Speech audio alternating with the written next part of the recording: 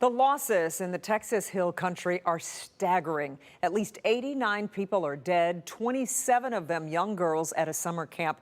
And this graphic right here explains exactly what happened in a matter of 3 hours. The Guadalupe River went from 1 foot to 34 feet. That's close to 15 feet higher than a major flood stage. Jay Gray is in Texas tonight as the search for victims intensifies. Good evening. Day 4 of the rescue and recovery here in the Texas Hill Country is continuing. Give you a look at the current conditions in the Guadalupe River. This river jumped its banks and it's still not back to where it was before the storms, but it has receded. That's good news. You can see the trees on the other side bent and snapped, laying on one another. It's like a bunch of dominoes that fell over on that side of the river. To show you that wall of water that everyone talks about and how dramatic it was, it started there, came up this hill well over 20 feet and ultimately all the way across this yard and into the community center here where they have water damage they are working on. You can see some of the people out and trying to get things ready here. All of that as the search and rescue continues here as well. Around the clock, they are working to try and find survivors in this rubble. And today, the mayor of Kerrville talked about that effort and what it's doing to his community.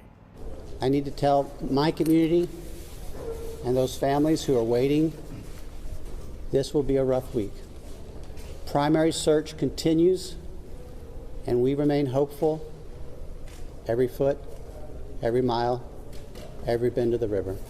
Yeah, and look, it is going to be a tough go for so many who are struggling here, but the crews, the recovery teams, hundreds of responders still on the ground here say they will continue to work day and night until everyone here is found. That's the very latest from here in Kerrville.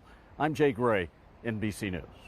Jay, thank you so much. And be sure to stay with us for NBC Nightly News. Tonight, Tom Yamas will be live from Texas as the search continues along the Guadalupe River 4 days after the floods rushed through the region. And ahead at 5:30, we're trying to answer a very important question. Can something like this happen here?